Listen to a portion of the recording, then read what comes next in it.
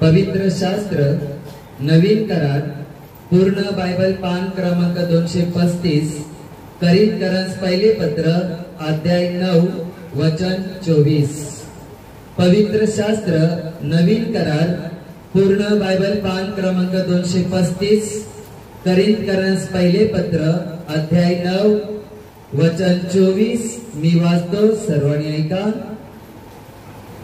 शर्यतीत धावणारे सर्व धावतात, पण एकालाच बक्षीस मिळते, हे तुम्हाला ठाऊक नाही काय? असे धावा की तुम्हाला ते मिळेल। Hallelujah, hallelujah, hallelujah. ख्रिस्ताठाई जमलेल्या प्रियानो, प्रभूच्या वचनामध्ये करिंथीतल्या लोकांना जे पत्र लिहिलेलं आहे पौलाने, त्या पत्रामध्ये पौल लिहितो की शर्यतीत धावणारे सर्व धावतात, पण एकालाच बक्षीस मिळते, हे तुम्हाला ठाऊक नाही काय? असे धावा की तुम्हाला ते मिळेल। पौल म्हणतो प्रत्येकाला माहितच आहे, सगळ्यांना तुम्हालाही माहित आहे की शर्यतीत धावणारे धावतात आणि शर्यतीमध्ये धावणारे अनेक लोक असतात। पण जरी शर्यतीमध्ये धावणारे अनेक लोक असले तरी पहिलं बक्षीस, प्रथम बक्षीस दोघा जणांना कधीच मिळत नाही, पहिलं बक्षीस एकालाच मिळतं। म्हणून पौल म्हणतो तुम्ही असे धावा की ते पहिलं बक्षीस तुम्हाला मिळालं पाहिजे।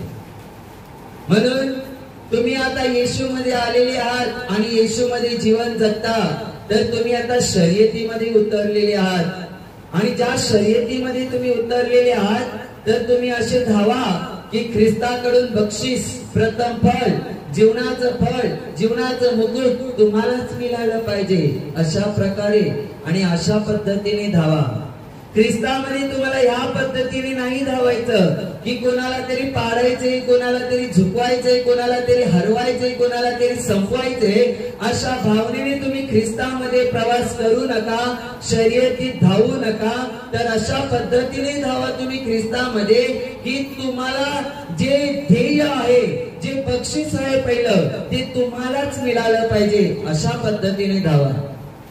मग ज्या वेळेला तुम्ही अशा पद्धतीने धावता, त्या वेळेला तुम्हाला देवामध्ये बक्षीस मिळतं, तुम्हाला देवामध्ये फळ मिळतं। म्हणून पौल म्हणतो तुम्हाला सगळ्यांना माहितीये की शर्यतीमध्ये धावणारे तर पुष्कळ असतात, पण एकालाच बक्षीस मिळतं। तुम्ही पण आता असे धावा की ते पहिलं बक्षीस तुम्हाला मिळालं पाहिजे। स्पर्धेत भाग घेणारा प्रत्येक जण सर्व गोष्टींविषयी इंद्रिय दमन करतो, लक्षात ठेवा। जर या जगामध्ये देहाच्या, शरीराच्या शर्यतीमध्ये धावणारा माणूस, त्याला जिंकायचं आहे म्हणून तो इंद्रिय दमन करतो, म्हणजे स्वतःच्या शरीरावर कंट्रोल करतो, स्वतःच्या शरीरावर ताबा घेतो, स्वतःच्या शरीराला स्वतःच्या कंट्रोल मध्ये, ताब्यामध्ये ठेवतो, आणि त्याला पाहिजे त्या पद्धतीने तो त्याच्या शरीराला चालवतो, धावरवतो।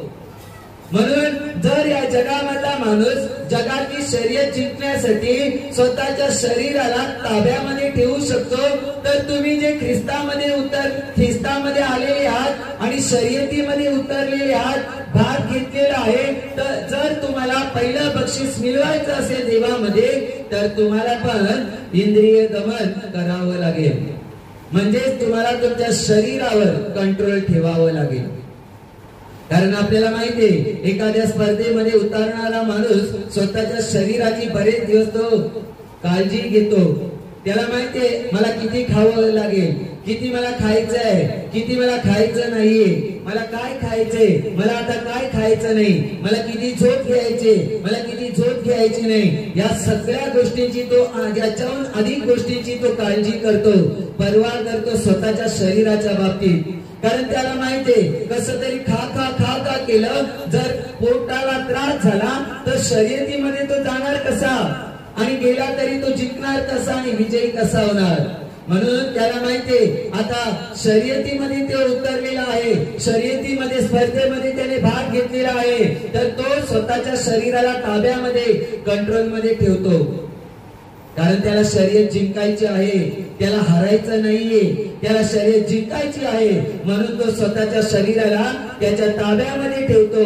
का? त्याला माहितीये जर त्याचं शरीर, त्याचं तोंड, त्याचं खाणं पिणं, बसणं उठणं फिरणं जर त्याने त्याच्या ताब्यामध्ये ठेवलं नाही आणि जर चुकून जर त्याला काही आजार झाला, काही त्रास झाला, तर तो शर्यतीमध्ये जिंकू शकत नाही.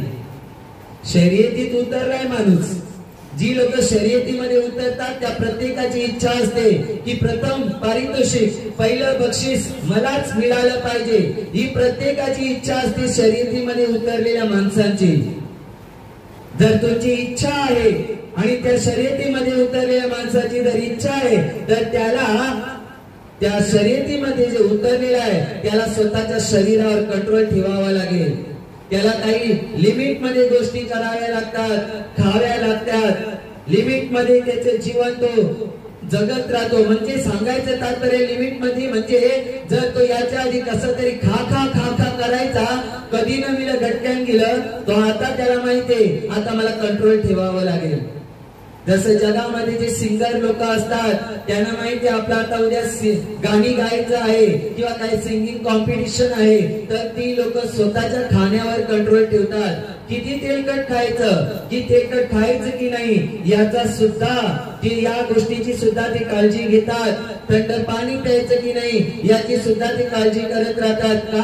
कारण त्यांना माहितीये जर या थंडाचा किंवा या तेलकटाचा जर गळ्यावर परिणाम झाला तर त्यांना योग्य रीतीने गाता येणार नाही.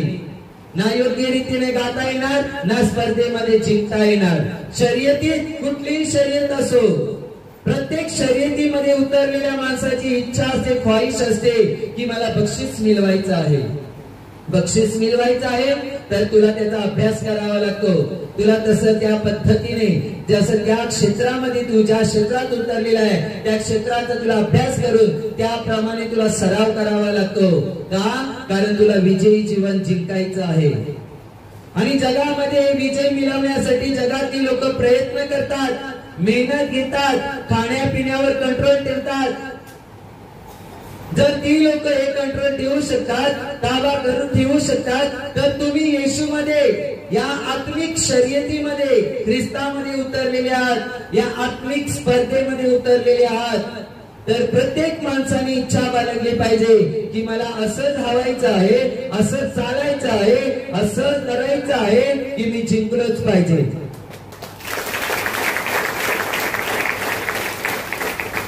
येशूमध्ये आलात आणि बायबल म्हणते जो शेवटपर्यंत टिकेल तोच तारला जाईल. नुसतं येशूमध्ये आलात म्हणून सगळ्या गोष्टी झाल्या असं नाहीये. येशूमध्ये आलात तर येशूमध्ये टिकावं लागतं शेवटपर्यंत, मरेपर्यंत येशूमध्ये टिकावं लागतं. येशूमध्ये आलात तर येशूच्या आज्ञा, येशूची वचनं घेऊन तुम्हाला जीवन जगावं लागतं. येशूला, प्रभू येशूला प्रसन्न करण्यासाठी तुम्हाला जगावं लागतं. नुसतं येशूमध्ये आलो, येशूला मानतं म्हणून एवढ्यात झालं माझं सगळं, मी स्वर्गात जाईल असं नाहीये. देवाच्या घरात तोच माणूस पोचेल जो शेवटपर्यंत ख्रिस्तामध्ये टिकेल, म्हणजे जो आपली शर्यत पुरी करेल आणि असं धावेल जसं देवाने आज्ञा दिलेली आहे.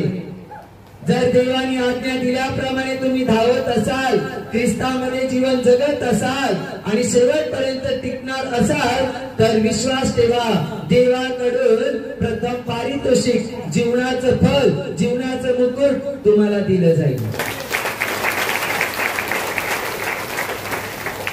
पण तुम्हाला विजयी होण्यासाठी आत्मिक जीवनामध्ये, आत्मिक शर्यतीमध्ये, ख्रिस्त येशूमध्ये तुम्ही आलेले आहात. याच्यामध्ये तुम्हाला विजयी जीवन जगण्यासाठी म्हणजे शेवटपर्यंत ख्रिस्तामध्ये टिकून राहण्यासाठी तुम्हाला पण तुमच्यामध्ये इंद्रिय दमन पाहिजे. तुम्हाला पण तुमच्या शरीरावर, तुमच्या शरीराच्या प्रत्येक अवयवावर तुम्हाला ताबा आणि कंट्रोल ठेवता आलं पाहिजे. जर तुम्हाला तुमच्या शरीरावर ताबा ठेवता आला नाही, तुम्हाला तुमच्या शरीरावर कंट्रोल ठेवता आला नाही, तर ख्रिस्तामध्ये जी धाव तुम्ही धावत आहात, येशूमध्ये जे तुम्ही आत्मिक जीवनात उतरलेले आहात, तुम्हाला ही धाव, ही शर्यत पुरी करता येणार नाही. कारण तुम्हाला तुमच्या शरीरावर कंट्रोल नाही. त्याच्यामुळे तुम्ही देवाच्या विरहित तुम्ही देवाच्या विरुद्ध वागाल, देवाच्या विरहित जीवन जगाल, म्हणजे देवाच्या आज्ञा मोडाल. आणि देवाच्या आज्ञा मोडणं हा पाप आहे. आम्ही जर आता शर्यतीत उतरलेलो आहोत तर आम्हाला प्रयत्न करणं आहे, आम्हाला कंट्रोल करणं आहे, आम्हाला आमच्या शरीरावर ताबा घेणं आहे. आमचा शरीर ज्या गोष्टी आम्हाला सांगतोय करायला, पण त्या गोष्टी जर देवापासून नाहीये तर आम्हाला आमच्या शरीरावर कंट्रोल करावं लागेल. आज कितीतरी लोक येशूमध्ये येऊन कितीतरी लोक त्या आशीर्वादांचा अनुभव घ्यायला पाहिजे जे देवाने विपुल देण्याचं वचन दिलेलं आहे. पण आज कितीतरी ख्रिस्ती लोकांना त्या विपुल आशीर्वादांचा अनुभवच नाहीये.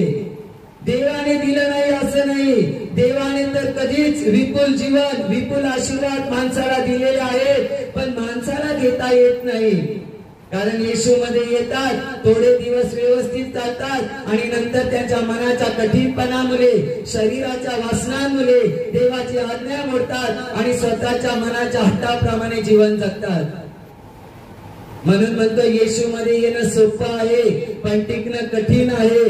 कठीण कुणाला आहे? जो पवित्र आत्म्याच्या प्रेरणेने चालत नाही त्या माणसाला ख्रिस्तामध्ये टिकणं कठीण आहे. पण जो माणूस पवित्र आत्म्याच्या प्रेरणेने म्हणजे देवाच्या वचनाने चालतो त्या माणसाला ख्रिस्तामध्ये टिकणं सोपं आहे. म्हणून तुम्ही कुठलीही सेवकाई घ्या, कुठल्याही प्रार्थना सभा घ्या किंवा आपलं केंद्र आपली प्रार्थना सभा घ्या, अनेक लोक येतात, अनेक लोक टिकून राहतात आणि अनेक लोक निघून पण जातात. कारण ख्रिस्ताच्या वचनाची कमतरता असली, देवाचं वचन कमी असलं, देवाच्या वचनाचं प्रकटीकरण जर कमी असलं तर त्या लोकांना ख्रिस्तामध्ये सेवकाईमध्ये कधीच टिकता येत नाही. कारण देवाच्या वचनाची कमतरता असणं, देवाच्या वचनाचं प्रकटीकरण नसणं म्हणजेच त्या माणसाच्या जीवनामध्ये अंधार आहे. अज्ञान हा अंधार आहे.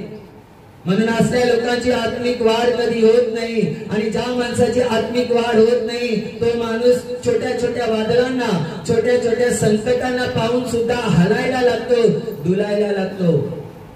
साधू सुंदर सिंग म्हणतात, आणि मी अनेक वेळा लोकांना सांगितलं की ते म्हणतात शरीराने जन्माला येणारा माणूस एकदा जन्माला येतो, एकदा मरतो, पण जो आत्म्याने जन्माला आलेला माणूस आहे ख्रिस्तामध्ये त्याला क्षणाक्षणाला मरावं लागतं. म्हणजेच काय, शरीर एक सांगतं, तुमचं मन एक सांगतं, पण पवित्र आत्मा एक सांगतं. पण जेव्हा तुम्ही पवित्र आत्म्याचं ऐकून त्याप्रमाणे करता तेव्हा तुम्ही तुमच्या मनाला मारता, तुमच्या शरीराच्या इच्छांना मारता आणि आत्म्याच्या प्रेरणेने चालायला लागता. म्हणून लक्षात ठेवा, येशूत येणं सोपं आहे. येशूत आलं की झाडाला टांगलेल्या फलांसारखं सगळं मिळेल असं नाही. मिळतील फलं तुम्हाला, पण तुम्हाला येशूच्या वचनानुसार त्याला धरून राहावं लागेल, चालावं लागेल, ख्रिस्तामध्ये टिकावं लागेल. किती परीक्षा प्रसंग आल्या तरी पण तुम्हाला तुमचं लक्ष देवाच्या वचनाकडे लावून चालावं लागेल. तुमच्या जीवनात दुःख येतील जर तुम्ही येशूला मानता तर. कधीतरी तुमच्या जीवनात कधीतरी तुमचा अपमान होईल, छल होईल, तिरस्कार होईल. तुमच्या मनाला पाहिजे तसं सगळ्या गोष्टी तुमच्या जीवनात घडणार नाहीत. आणि सैतान नको नको त्या पद्धतीने तुमच्या डोक्यांमध्ये, विचारांमध्ये खेळायला सुरुवात करेल. पण तुम्हाला जर देवाची वचनं कळत असतील, समजत असतील तर तुम्ही सैतानाला आणि त्याच्या विचारांना संपवाल. बायबल म्हणतं धीराला आपलं काम करू द्या, धीर धरा. जो ख्रिस्तावर धीर दिलेला आहे तो धीर काम करणार आणि तो धीर त्याचं प्रतिफल तुम्हाला देणार. देवाकडून मिळणार आहे प्रतिफल. पण तुम्ही बोलात आताच्या आता, अभी के अभी नाही जमणार.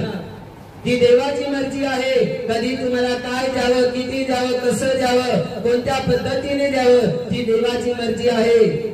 आणि देवाच्या मर्जीने ज्या गोष्टी तुमच्या जीवनात घडतील त्या गोष्टी परिपूर्णता घेऊन येतात, शांती, आनंद घेऊन येतात. म्हणून तुम्ही जर येशूला हृदयाने मानता तर नेहमी देवाला सांगा, तुझ्या इच्छेप्रमाणे माझ्या जीवनामध्ये घडून येऊ दे, तुझी इच्छा माझ्या जीवनात पूर्ण होऊ दे. देवाला सांगा. जेव्हा देवाच्या इच्छा पूर्ण होतात तेव्हा आपल्या जीवनात सामर्थ्य, आनंद, शांती, आशीर्वाद येतात. मग काय आम्ही दुःखच भोगू का? मग काय आम्ही आजारातच मरू का? मग काय आम्ही आयुष्यभर भांडीच घसू का? मग काय आम्ही फक्त खालती झाडूच मारू का? नाही.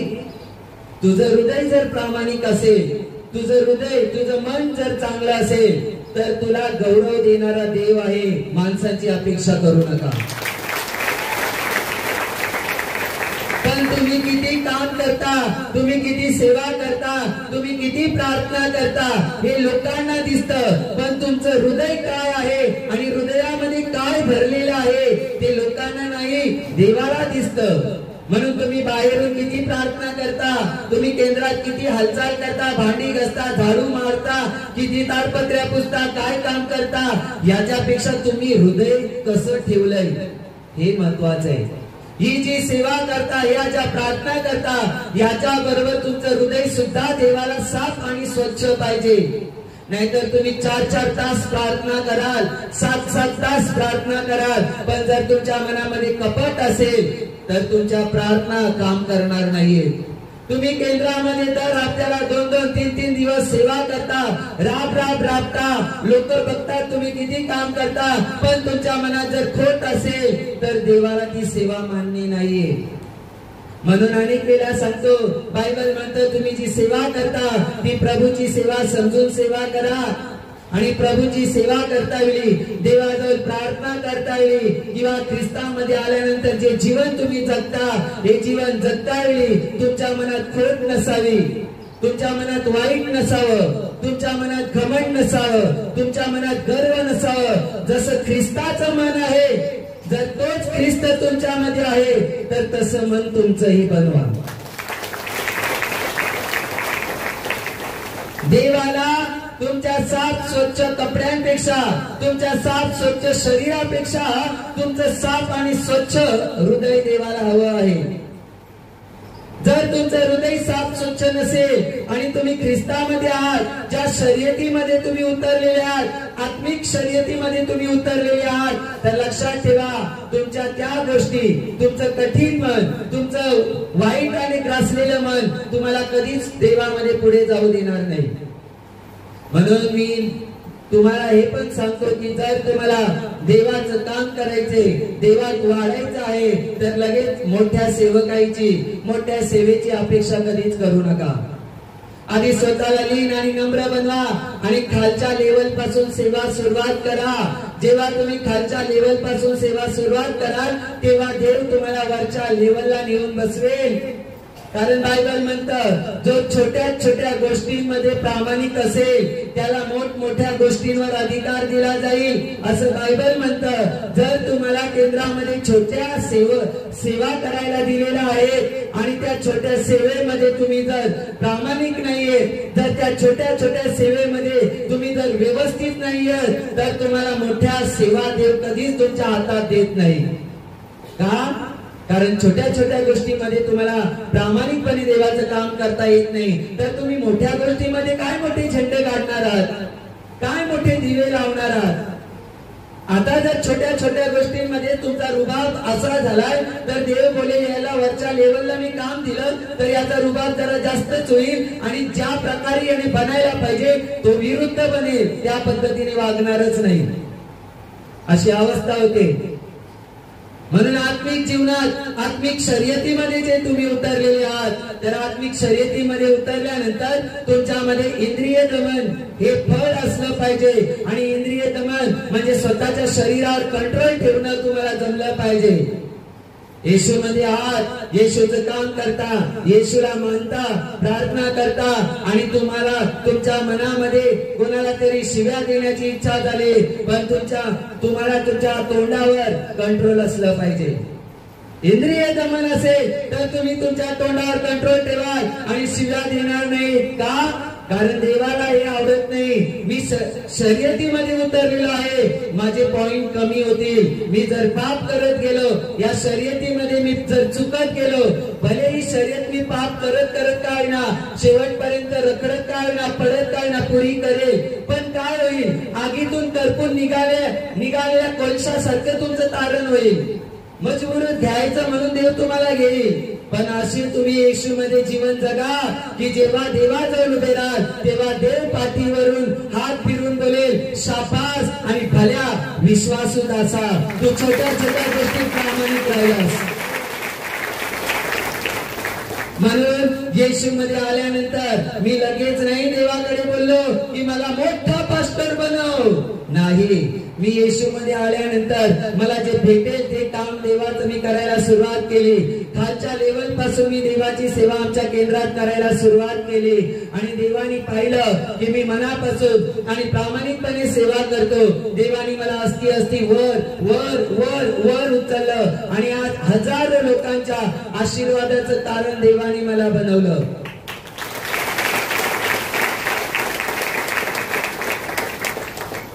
तुम्ही आत्मिक शर्यतीमध्ये उतरलेले आहात आणि आत्मिक शर्यतीमध्ये येशूमध्ये जीवन जगत असताना, येशूच्या वचनानुसार चालत असताना शैतान कितीतरी वेळेला प्रयत्न करेल तुम्हाला खेचायचा, पाडायचा. कधी कधी तो तुमच्या डोक्यात काय काय काय काय भरवेल, कधी कधी तो तुम्हाला काय काय प्रश्न डोक्यामध्ये टाकेल, कधीतरी एखाद्या व्यक्तीच्या द्वारे तुमच्या डोक्यामध्ये काहीतरी खूळ घालून देईल आणि तुमचं मन, तुमचं लक्ष ख्रिस्तावरून भलतीकडे भटकवून टाकेल. सैतान लबाड आहे, तुम्हाला कळणार पण नाही तो कुठून डाव रचतो. पण जर तुम्ही आत्म्याच्या प्रेरणेने चालणारे असाल तर तुम्हाला समजेल की हा डाव सैतानापासून आहे. आणि जर तुम्हाला समजतंय तुम्ही आत्म्याच्या प्रेरणेने चालता तर त्याचा प्रत्येक डाव तुम्ही नष्ट कराल. कारण तुमच्यामध्ये जो आत्मा आहे त्याचं जर तुम्ही ऐकता आणि त्याप्रमाणे करता तर तोच तुम्हाला शिकवेल आणि तोच तुम्हाला सामर्थ्य देईल की त्याद्वारे तुम्ही विजयी जीवन जगाल. तुम्हाला असं धावायचं आहे शर्यतीत की ते बक्षीस देवाने ठेवलं ना ते मलाच पाहिजे. खूप लोक आहेत येशूमध्ये, खूप लोक येशूला मानतात, पण तुम्हाला तुमच्याकडे लक्ष लावायचंय. तुम्हाला लोकांच्याकडे लक्ष लावायचं नाही. ती कशी जगते, तो कसा जगतो, तो काय करतो, ती काय करते. जर तुम्ही दुनियाच्या भानगडीत पडलात तर तुमची आत्मिक प्रगती कधीच होऊ शकत नाही. आणि आत्मिक प्रगती झाली नाही तर या जगामध्ये जे शरीर घेऊन तुम्ही जीवन जगता या भौतिक जीवनामध्ये पण तुमची कधीच प्रगती होणार नाही.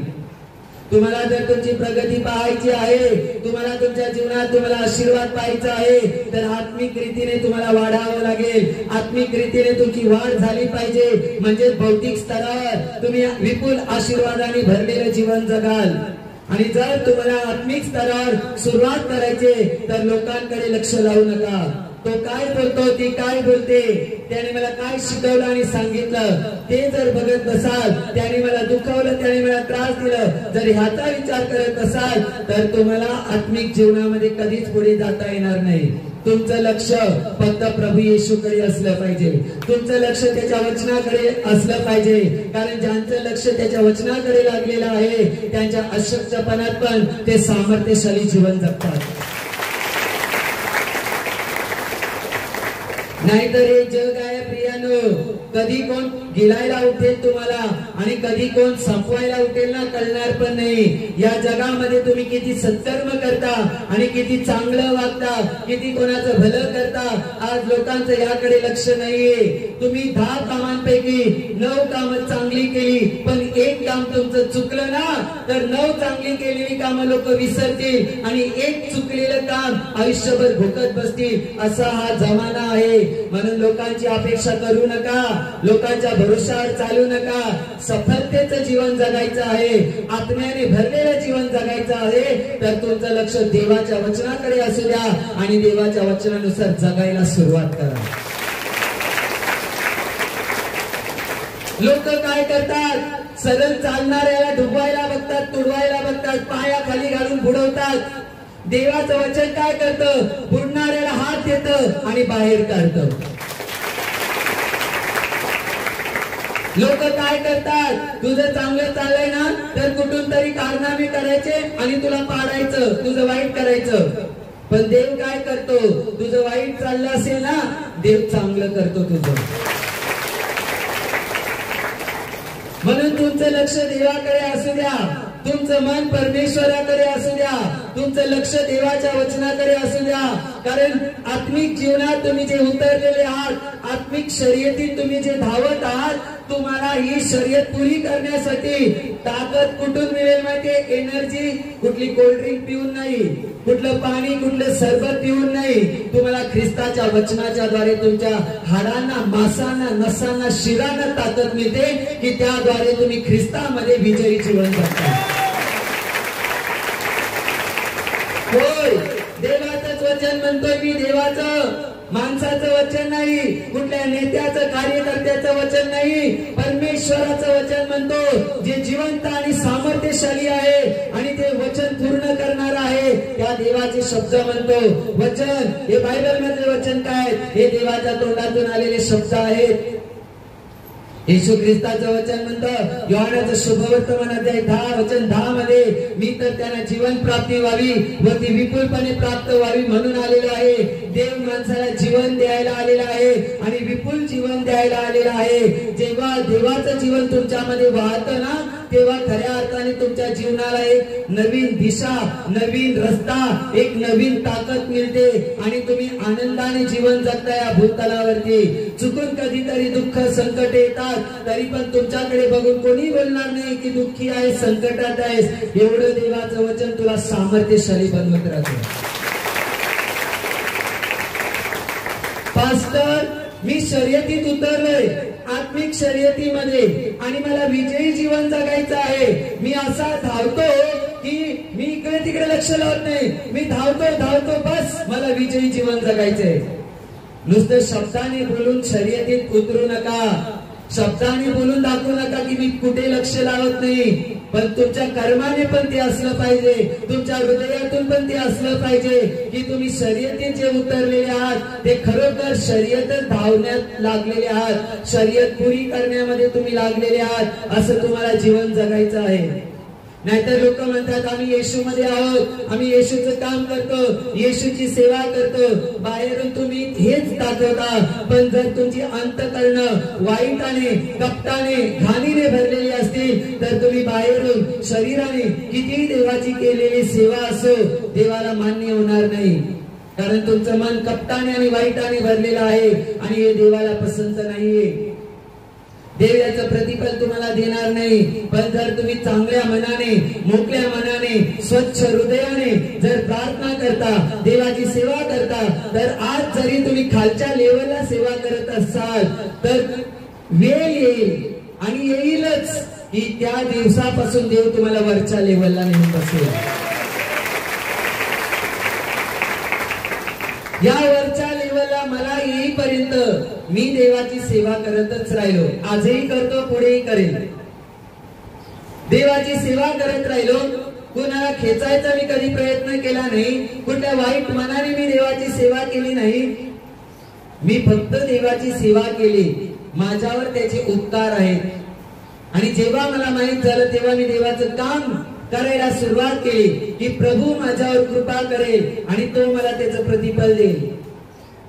आणि माझ्या विचारात आणि डोक्यात पण नव्हतं की हजारो लोकांसाठी आशीर्वादाचं कारण देव मला बनवेल आणि माझ्याद्वारे देव त्याचं काम करून घेईल. पण जेव्हा वेळ आली तेव्हा देवाने सगळ्या गोष्टी माझ्या जीवनावर प्रकट केल्या आणि त्याचा प्रकाश माझ्या जीवनावर मोठ्या प्रमाणात प्रकाशाला लागला.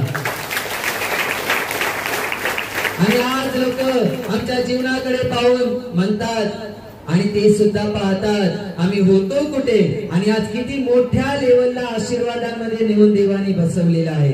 ही देवाची कृपा आहे. शर्यतीत उतरलो, येशूला पण मानतो, येशूची सेवा पण करतो, पण प्रार्थना झाली की लावालाव्या करतो, चुगल्या करतो. काय फायदा आहे याला? लोकांमध्ये पास्टरांपुढे दिखावा करतात चांगला, पण एकदा पास्टरांच्या नजरेआड झाले किंवा केंद्रातून बाहेर निघालात की तुमचं वागणं पुन्हा जगातल्या लोकांसारखं होतं. लावालाव्या करा, चाहड्या करा, याचा त्याच्या उतारिटी करा, याचा त्याचा अपमान करा, अशी कितीतरी चुकीच्या गोष्टी. तुम्ही कुठलीही चुकीची गोष्ट करत असाल तर दिवसभर केलेल्या सेवेचा काय फायदा झाला तुम्हाला? फायदा तुम्ही नाही करून घेतला. तुम्ही जर घेतला असता तर फायदा झाला असता, पण तुम्ही नाही घेतला म्हणून तुम्हाला त्याचा फायदाच झाला नाही. कारण दिवसभर सेवा तर शरीराने केली, पण प्रार्थना संपल्यानंतर आत्म्याने तुम्ही तुमच्या जीवनामध्ये तुम्ही अनेक गोष्टी चुकलात, तुम्ही पाप अपराध तुम्ही गुन्हे केलात, तर काय तुम्ही दिवसभरात कमवलं? काही लाभ नाही. Hallelujah, hallelujah, hallelujah, hallelujah, hallelujah, hallelujah. म्हणून जर तुम्ही शर्यतीमध्ये धावता तर योग्य रीतीने धावा. कोणाला पाडण्यासाठी कोणाला संपवण्यासाठी धावू नका. येशू मध्ये जीवन जगता, येशूची सेवा करता आणि तुम्हाला पुढे जायचंय तर तुमच्यापेक्षा जो पुढे असेल त्याच्यावर जलफलाट करू नका. तो गेला वरती, तो गेला स्टेजवर, तो गेला आराधना करतो, तो प्रवचन करतो. मला का नाही, मला कधी? तुला जे काही हवंय, तुला जे काही द्यायचंय ते देवाला ठाऊक आहे. तू फक्त तुझं कर्तव्य, तुझं काम विश्वासाने आणि प्रामाणिकपणे कर आणि देवाबरोबर प्रामाणिक राहा. जेव्हा वेळ येईल तेव्हा तो गौरवाचा आत्मा तुमच्यावर उतरेल. जेव्हा वेळ येईल तेव्हा तो गौरवाचा आत्मा तुमच्यावर उतरेल. आणि आज तुम्ही खालच्या पायरीवर आहात, उद्या तुम्ही अजून वरच्या पायरीवर याल. अजून व्यवस्थित राहिलात, व्यवस्थित येशू मध्ये जीवन जगलात, व्यवस्थित येशूची सेवा केली तर अजून वरच्या लेवलला जाल. तिथे गेल्यानंतर तेव्हा पण लीन नम्रपणे चांगल्या मनाने जर देवाची सेवा केली, प्रार्थना केली तर देव अजून तुम्हाला वरच्या लेवलला नेऊन बसवेल. देवाचं काम आहे हे, माणसाचं काम नाहीये. काही वर्षांपूर्वी एक मनुष्य माझ्याकडे आला आणि मला म्हणाला की मला देवाची सेवा करायची आहे. मी म्हटलं हो, कर देवाची सेवा. या केंद्रामध्ये झाडू मारणं पण देवाची सेवा आहे. या केंद्रामध्ये तू एखादा दगड उचललास ना, एखादा कचरा कागद उचललास, ती पण देवाची सेवा आहे. करू शकता देवाची सेवा. नंतर तो दुसऱ्या वेळेपासून माणूस केंद्रात आलाच नाही, गायब झाला. देवाची सेवा करायची, लगेच स्टेजवर यायचे, लगेच प्रवचन करायचे नाही. स्वर्गातून दिल्याशिवाय काहीच मिळत नाही. म्हणून आधी जर तुम्ही स्वतःला लीन आणि नम्र बनवलं तर लक्षात ठेवा, बायबल म्हणते जो स्वतःला नमवतो त्याला उंचवलं जाईल आणि जो स्वतःला उंचवतो त्याला नमवलं जातं. देव तुम्हाला त्या लेवलला नेणारा देव आहे. म्हणून देवाला कसं प्रसन्न करायचं त्याच्या मागे तुम्ही लागा की माझ्या जीवनाच्या द्वारे देव प्रसन्न झाला पाहिजे. पास्टर नाही, पास्टरांना खुश कराल, एखाद्या ब्रदर सिस्टरांना खुश कराल, पास्टरांच्या बरोबर राहणारी पास्टरांच्या हाताखालची माणसं असतील त्यांना खुश कराल, जेणेकरून तुमचा वशिला लवकर लागेल आणि लवकर तुम्हाला वरची सेवा मिळेल. असल्या गोष्टींच्या मागे लागू नका, तर देवाला खुश करा, देवाला प्रसन्न करा. जेव्हा तो तुम्हाला देईल तेव्हा तुमचं वरचं पद कोणी अडवू शकणार नाही. म्हणून कितीतरी लोकांना वाटतं की हे काहीतरी आहे आणि मला लगेचच्या लगेच मिळालं पाहिजे. प्रेषितांची कृत्यामध्ये शिमोन जादूगर होता, त्याने पाहिलं की प्रेषितांनी लोकांच्या डोक्यावर हात ठेवल्याने त्यांना पवित्र आत्मा मिळतो, त्यांनी भाषेमध्ये बोलतात. त्याने पण या देवाच्या सेवकांना सांगितलं की हे द्रव्य घ्या आणि मला पण वरदान द्या की मी कोणाच्या डोक्यावर हात ठेवला की त्यांच्यावर पवित्र आत्मा मिळेल, उतरेल त्यांच्यावर आणि त्यांना पवित्र आत्मा मिळेल. देवाचा सेवक म्हणतो तू देवाचं दान द्रव्य देऊन विकत घेण्याचा प्रयत्न करतोस का? तुझ्या द्रव्याबरोबर तुझाही नाश हो. देवाचं वरदान, देवाचं काम वशिले लावून पैसे देऊन कधी घेता येत नाही. देवाचं काम, देवाचे वरदान स्वयं देणारा परमेश्वर आहे, कुठला सेवक नाहीये. जेव्हा तो देतो तेव्हा तो सेवकाच्या द्वारे तुम्हाला देतो आणि तुम्हाला त्या पदावर बसवतो तो त्याच्या कामासाठी. पण जर त्याने दिलंच नाही तर कोणी तुम्हाला देऊ शकत नाही. आणि देवाच्या सेवकाने किती तुम्हाला दिलं तरी तुम्ही टिकू शकणार नाही, लक्षात ठेवा. आणि जर देवाने दिलंय तुमच्यावरती कृपा, तो वरदान, तर ती कृपा टिकून ठेवता आली पाहिजे. ती कृपा फक्त शरीराने टिकू नका, शरीराबरोबर तुमच्या आत्म्याने, आत्मिक जीवनाने, ख्रिस्ताच्या वचनाने चालल्याने ती कृपा टिकून ठेवावी लागते. शरीराने तुम्ही कृपा टिकून ठेवता, काम करता, सेवा करता, पण तुमचं अंतःकरण भलतंच भटकलेलं आहे. तुमच्या मनात भलत्याच गोष्टी चाललेल्या आहेत. नाही हो, बायबल म्हणतं मनुष्य बाह्यरूप पाहतो पण देव हृदय अंतःकरण पारखणारा परमेश्वर आहे. तुम्ही बाहेरून किती स्वच्छ आहात, शाव आहात आणि किती प्रार्थना करता, किती सेवा करता हे तुम्हाला लोकांना आणि मला कळतं, पण तुम्ही आतून काय आहात हे देवाला तर नक्कीच कळतं ना. आणि देव पण बरोबर आहे, नको असलेल्या गोष्टी देव काढून टाकतो. देवाच्या राज्यामध्ये त्याला पण अपेक्षा आहे की त्याच्या राज्यामध्ये पण कशा गोष्टी असल्या पाहिजेत, म्हणून तो पण त्याच्या राज्यामध्ये ज्या गोष्टी घेतो तुम्हाला मला त्याने सुधरवून, बदलवून, शुद्ध करून, अभिषेक करून घेतलेल्या आहेत. आणि जर त्याने घेतलेल्या आहेत तर तुम्हाला त्या टिकवून ठेवाव्या लागतात, तुम्हाला त्या टिकवाव्या लागतात. आणि जर तुम्हाला नसेलच त्या करताय, तुम्ही नाहीच ऐकत, तर तो तुम्हाला काढून टाकतो. शर्यतीत उतरलात, आत्मिक जीवनामध्ये आलेले आहात आणि आत्मिक जीवन तुम्ही जगत आहात. आत्मिक जीवनात येशूमध्ये जर तुम्ही आता तुमचा प्रवास सुरू झालेला आहे, तर सैतान जो लबाड आणि लबाडीचा बाप आहे तो तुम्हाला कुठूनही गुरफटवेल, तो कुठूनही तुम्हाला अडकवेल आणि कुठूनही तो खेचण्याचा प्रयत्न करेल. कधी तो तुमच्या बायको मधून तुमच्याशी असं काहीतरी बोलेल की तुमचं मन भरवेल आणि तुम्हाला देवाची सेवा आणि प्रार्थना करण्यापासून आड येईल. कधी तो तुमच्या नवऱ्याच्या मधून, कधी मुलांच्या, कधी मित्रांच्या, तर कधी कोणाच्या द्वारे तो तुम्हाला अडवाईल. कधी कंपनीच्या बॉस द्वारे, तर कधी कोणाच्या द्वारे तो अडवाईल आणि तुम्हाला तो खेचण्याचा, पाडण्याचा प्रयत्न करेल. पण लक्षात ठेवा, या शर्यतीत उतरलेल्या देवाचं ज्ञान घेऊन जीवन जगा, नाहीतर सैतान तुमच्या बाजूला बसलेल्या माणसाच्या मधून पण तुमच्याशी बोलेल आणि तुमचा विश्वास कमी होईल, तुमचा विश्वास हलायला लागेल. अशा वार्ता, अशा गोष्टी तो तुमच्याशी करेल आणि तुम्ही त्याचा ऐकून तुमचा विश्वास हलवाल आणि विश्वास हल्ला की सैतानाला जागा मिळते. म्हणून तुम्ही आत्म्याच्या प्रेरणेने जीवन जगा. या शर्यतीत उतरलेले आहात म्हणजे येशू ख्रिस्तामध्ये तुम्ही आलेले आहात. आता शेवटपर्यंत या शर्यतीतून बाहेर जाऊ नका. शेवटपर्यंत देवाला धरून राहा, देवाला सोडू नका. कुठल्याही शिल्लक कारणामुळे येशू पासून दूर जाऊ नका. कुठल्याही लोकांच्या चुकीच्या बोलण्यामुळे किंवा तुम्हाला गोड वाईट तुमच्या डोक्यात घातल्यामुळे तुम्ही तुमचं मन देवाच्या वचनापासून दुर्लक्ष करू नका. कारण माणूस आहे, देव आहे. म्हणून तुमचं अंतःकरण देवाच्या वचनाकडे लावा की देव मला हे करायला परवानगी देतो का, देव मला हे बोलायला परवानगी देतो का, देव मला असं सांगायला परवानगी देतो का. जर देव परवानगी देतो तर वचनानुसार असेल तर तुम्ही वचनानुसार वागायला सुरुवात करा. कुठला मनुष्य सांगतो, बोलतो, ते जर देवाच्या वचनानुसार नसेल तर त्यांचं ऐकू नका. कोणी जर तुमच्याशी काही बोलतो आणि त्याच्या बोलण्यातून तुमचा विश्वास जर हलत असेल तर त्याच्या बोलण्याकडे दुर्लक्ष करा आणि देवाच्या वचनांकडे लक्ष लावायला सुरुवात करा.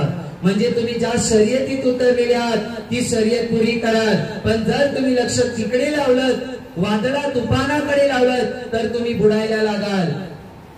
पेत्र आणि बाकीचे येशूचे शिष्य होडीमध्ये नावेत बसून समुद्रात प्रवास करत होते आणि त्यावेळेला प्रभू येशू ख्रिस्त पाण्यावरून समुद्रात चालत येत होता. आणि जेव्हा या शिष्यांना समजलं की आपला प्रभू आलेला आहे, तेव्हा त्या शिष्यांपैकी पेत्र नावाचा शिष्य प्रभू येशूला म्हणतो, प्रभू तू आहेस तर मला पण आज्ञा कर या पाण्यावरून चालत येण्याची. प्रभू म्हणतो, ये, तुझी इच्छा आहे ना, ये. तो पेत्र होडीतून पाय बाहेर काढतो आणि पाण्यावर उभा राहतो, समुद्रामध्ये चालतोही. पण जेव्हा समुद्रामध्ये वादळ उठतं ना, तेव्हा त्याचं लक्ष येशूकडून हटतं आणि त्या वादळाकडे लागतं. जेव्हा त्याचं लक्ष वादळाकडे लागलं तेव्हा तो पेत्र समुद्रात बुडायला लागला. पण लक्षात ठेवा, प्रभूने त्याचा हात लांब केला आणि पेत्राला धरून बाहेर काढलं. तुमचा जोपर्यंत लक्ष येशूकडे आहे तोपर्यंत ही शर्यत तुम्ही व्यवस्थित पार पाडाल. तुम्ही वचनानुसार कराल तर तुम्ही जिंकाल. पण जर तुमचं लक्ष लोकांच्या चुकीच्या बोलण्याकडे किंवा इतर कुठल्या गोष्टींकडे लागलं तर या शर्यतीत तुम्ही उतरलेले आहात, ती शर्यत व्यवस्थित तुम्हाला पुरी करता येत नाही. आणि जर पुरी केली नाही तर तुम्हाला ते पारितोषिक जे बक्षीस आहे देवाकडून ते बक्षीस मिळत नाही.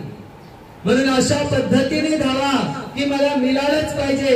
एक चल मी येशूमध्ये, तू लोकांच्या चाहड्या माझ्याजवळ करू नको, मी या प्रवासामध्ये आहे, मला अडथळा करू नको. नाही, माझ्या रस्त्यामध्ये एखाद्या शेजाऱ्याच्या घराच्या बाहेर पैसे पडलेले आहेत, कोणी बघायला नाही, पण आतून मन शरीर सांगतं घे, कोणी बघायला नाही, पण पवित्र आत्मा सांगतो नको, तुझं नाही. त्या घरातल्यांना जाऊन सांग तुमचे पैसे पडले. ज्या वेळेला तुम्ही पवित्र आत्मेचं ऐकता आणि तसं करता, त्यावेळेला अजून तुम्ही पाऊल पुढे टाकता शर्यतीमध्ये.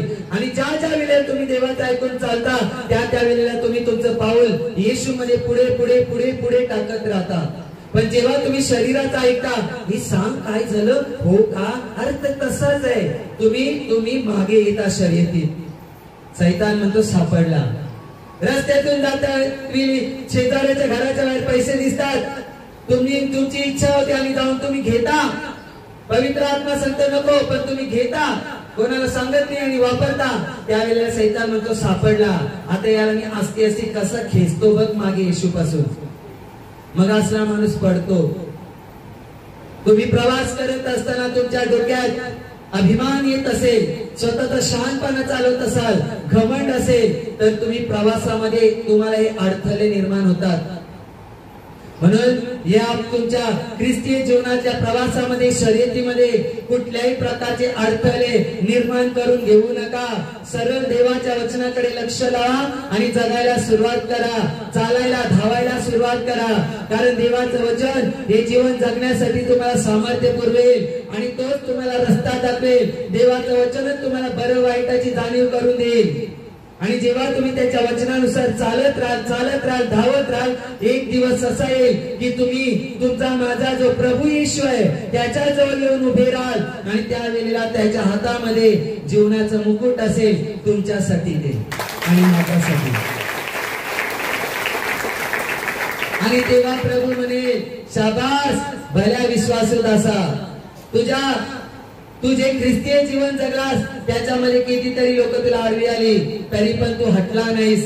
कितीतरी दुःख आले, कितीतरी संसाराच्या चिंता आल्या, कितीतरी तुला टेन्शन आलं, कितीतरी तुला नातेगोते आडवे आले, कितीतरी वेळेला तुला प्रार्थनेच्या दिवशी काम धंदे आले, तुझ्या नात्यातली लग्न आली, पण तू सगळं सोडलंस आणि माझी सेवा केलीस, प्रार्थना केली.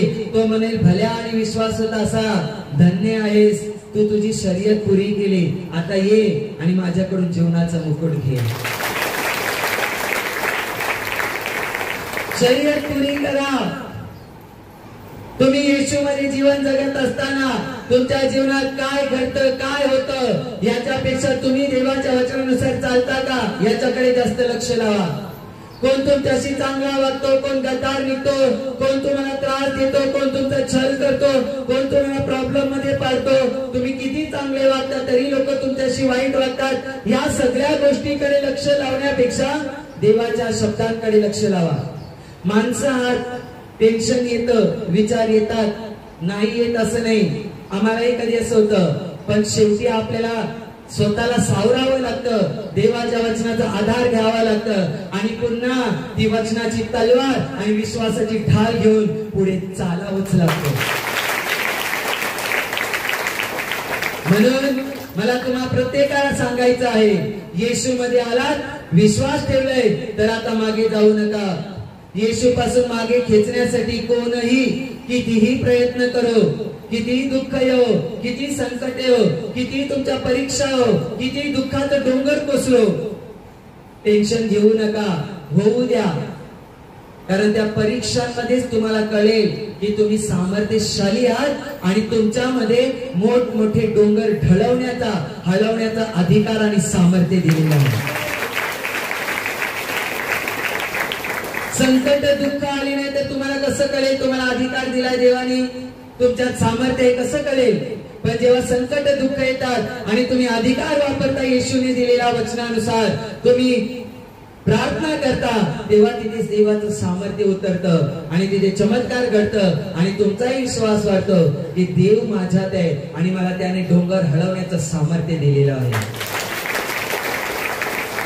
डोंगर हलवण्याचं सामर्थ्य म्हणजे काय माहितीये, या पृथ्वीवर असलेले डोंगर टेकड्या पर्वत हे बोलत नाही, तुमच्या आयुष्यामध्ये जे आजाराचे, दुःखाचे, संकटाचे, समस्येचे जे मोठमोठे डोंगर आहेत ना, जे किती प्रयत्न करूनही हटले नाहीत, दवाखाने करून गोळ्या औषध घेऊन पण हटले नाहीत ना, अनेक ठिकाणी फिरून पण हटले नाहीत, मेहनत करून पण हटले नाहीत, तेच मोठमोठे तुमच्या आयुष्यातले असले घाणेरडे पर्वत डोंगर हलवण्याचं सामर्थ्य देवाने तुमच्या माझ्यात टाकलेलं आहे, दिलेलं आहे आणि आपल्याला अधिकाराने परमेश्वराने दिलेलं आहे.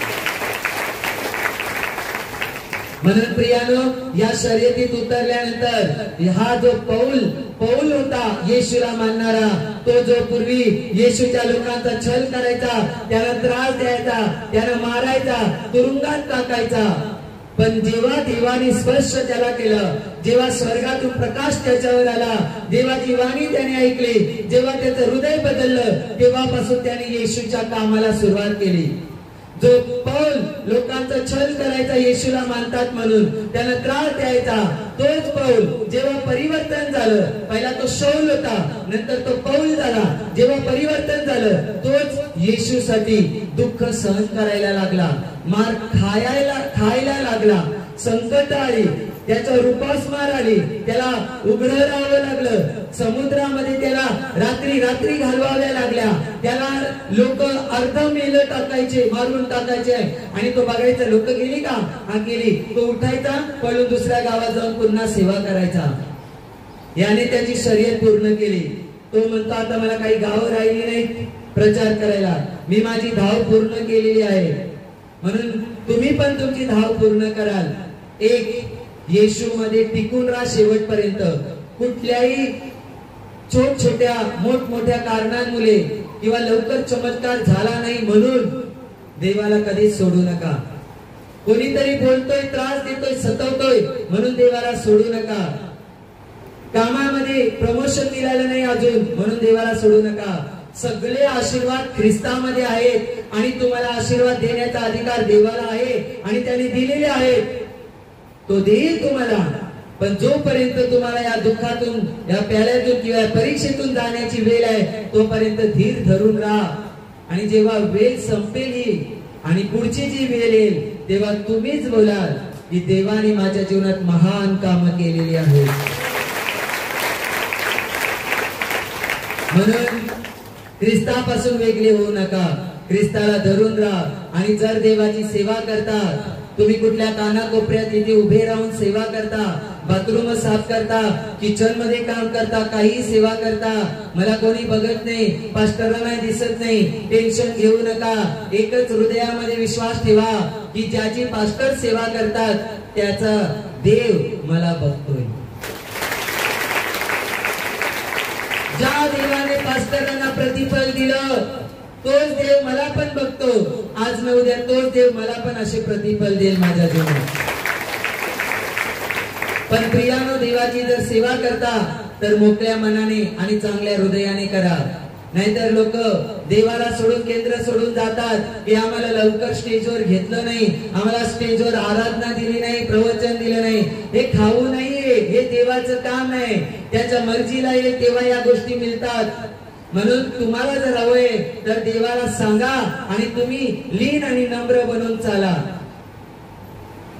नाहीतर आज लवकर चमत्कार झाला नाही, लवकर जे पाहिजे ते मिळालं नाही, लवकर वरची सेवा मिळाली नाही, तर लोक हायपर होतात, तापतात आणि चुकीचा मार्ग घेऊन जीवन जगतात. जीवनाचा मार्ग येशू आहे.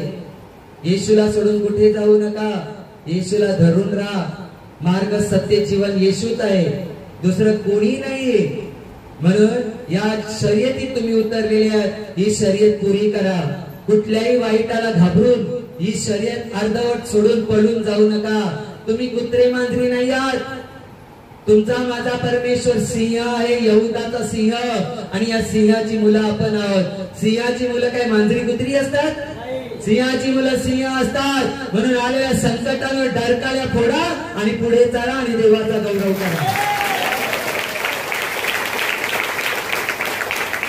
म्हणून या शर्यतीमध्ये तुम्हाला असं धावायचं आहे की पहिलं बक्षीस मलाच मिळालं पाहिजे। आणि तुम्हाला जर जिंकायचं असेल तर तुम्हाला इंद्रिय दमन हे वरदान हे फळ तुमच्यामध्ये असलं पाहिजे। म्हणजे तुम्हाला स्वतःवर कंट्रोल असलं पाहिजे। म्हणजे जर स्वतःवर कंट्रोल असेल तर तुम्ही देवाच्या आज्ञा मोडणार नाहीत, देवाच्या आज्ञेप्रमाणे चालाल आणि शर्यत पुरी कराल। आणि ज्या वेळेला शर्यत पुरी कराल त्यावेळेला जो देव स्टेपनाला घ्यायला स्वतः आला होता, कारण त्याला दृष्टांत झाला, आकाश उघडलेलं आणि सिंहासनावरती देव बसलेला आणि त्याच्या बाजूला येशू ख्रिस्त उभा असलेला त्याने पाहिला।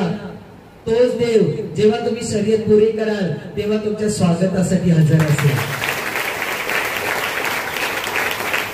रिकामा नाही, तो रिकामा हजर राहणार नाही, जीवनाचा मुकुट घेऊन हजर राहील आणि तुमच्या डोक्यावर घालेल आणि म्हणेल, ये माझ्या भल्या आणि विश्वासू दासा, शाबास, खूप सहन केलंस आणि इथपर्यंत आलास, आता इथून पुढे तुला सहन करायची गरज नाही, माझा आनंद तुझ्यामध्ये परिपूर्णतेत वाढेल।